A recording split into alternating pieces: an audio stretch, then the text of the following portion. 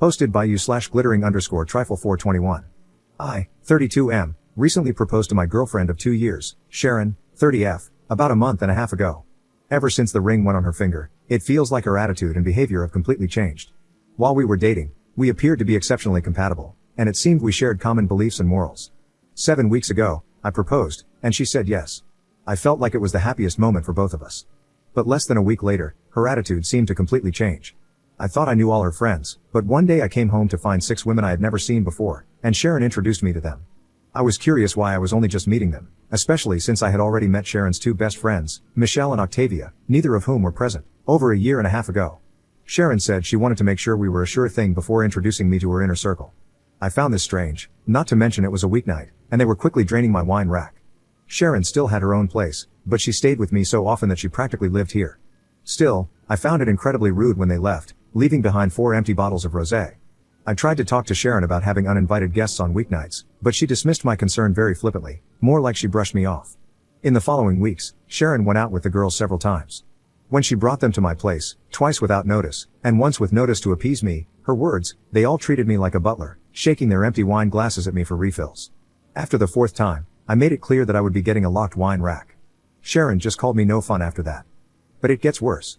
Sharon decided that me and the girls got off on the wrong foot and suggested we have dinner together at a nice restaurant. So, I went, but it wasn't great.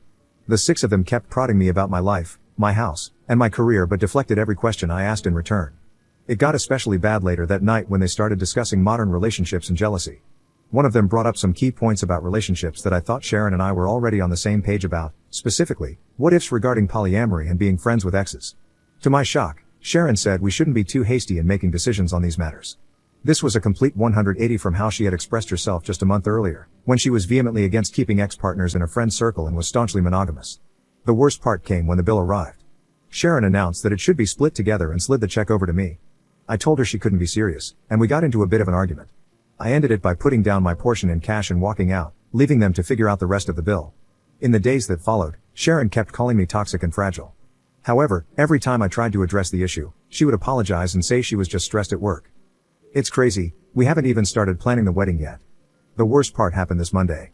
While I was at work, I got a Nest doorbell alert and checked to see Sharon and one of her 6 new friends arriving at my place, going inside, and then leaving with my golf clubs. This set was a gift from my father, and it was quite expensive, so the fact that Sharon lent it out without my permission really pissed me off. I immediately called Sharon and told her and her friend to return the clubs. Sharon tried to gaslight me by saying, "But you promised to lend the clubs to her boyfriend, remember?" I told her that the cost of the clubs made this a serious issue, and that she and her friend had 1 hour to return them or I would call the police. Sharon kept insisting that she had my permission, but I told her to cut the crap. Less than 45 minutes later, I got another notification of Sharon and her friend coming back with the clubs, going inside, and leaving them. On the way out, her friend even flipped off the Nest doorbell. When I got home, I saw that Sharon's friend had literally just tossed the clubs and bag onto the living room floor. Sharon tried to talk to me again about my supposed toxicity, but I told her to cut the crap. I said that if I had known this was how she truly was, I would have never proposed. That seemed to freak her out, and she once again insisted that she was just stressed from work, but by that point, I wasn't buying it anymore. I told her to return the ring and her key, and that we would talk about our relationship this weekend. She cried and begged me not to cancel the engagement, insisting it was just stress, but I stood firm and told her we would discuss it over the weekend. She eventually relented but only gave me back the key. After she left, I had my house rekeyed just to be safe. Since then, Sharon has been sending me constant texts filled with love and apologies, saying she got swept up and only wanted to show me off to her close friends. But I'm just not buying it. Those same close friends have been texting me daily, calling me toxic and fragile, saying they knew I wasn't man enough for Sharon or secure enough to share her with friends. A few of my own friends, who have known Sharon throughout the 2 years we were dating, are shocked by how quickly she seemed to turn into someone else. They think there must be something I'm missing or that I might have left something out. They've suggested I must have said or done something to trigger her friend's behavior and that I must have been the one in the wrong somewhere along the way. I don't know, it's a lot to take in from all directions right now. Update 3 days later. Sharon has been gone for about an hour now, and the breakup is official. I have the ring back. I talked to Michelle via Facebook, and she told me that she and Octavia are cousins of Sharon. Michelle also mentioned that she knew the 6 and didn't care for them, but she didn't say much more beyond that.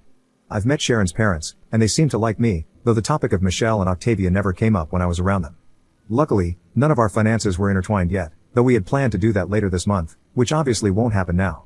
I invited 3 of our mutual friends, Casey, John, and Mike, to be here when Sharon got here. Sharon showed up and was surprised to see we had company. I said they were here for both of our sakes. Sharon wanted to phone 3 of the 6 to come over to even things out and I refused, and I used the club theft as a reason. Sharon tried to deflect, but I wasn't having it.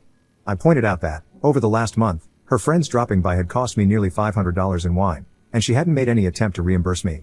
I also reminded her about trying to stick me with the bill for an 8-person dinner without asking me first. She claimed again that she was just trying to show how great a guy I was, and then said she had clearly misjudged me and was disappointed in my attitude.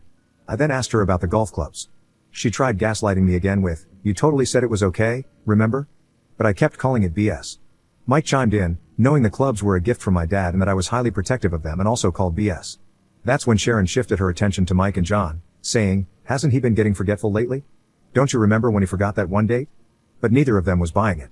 I finally told her to forget postponing the wedding or canceling the engagement. Our entire relationship would be over if she couldn't be honest with me. Sharon let out a long, exaggerated sigh, took off the ring, and dropped it on the coffee table. As she got up to leave, she said, "You're never going to find someone as good as me," and told me to send her stuff to her apartment. She left, and Casey, John, and Mike were completely stunned. All I could say was, "Believe me now?" I'm still utterly shocked and confused by Sharon's attitude. I'm sure the heartbreak will hit me soon, but right now, I just feel kind of numb.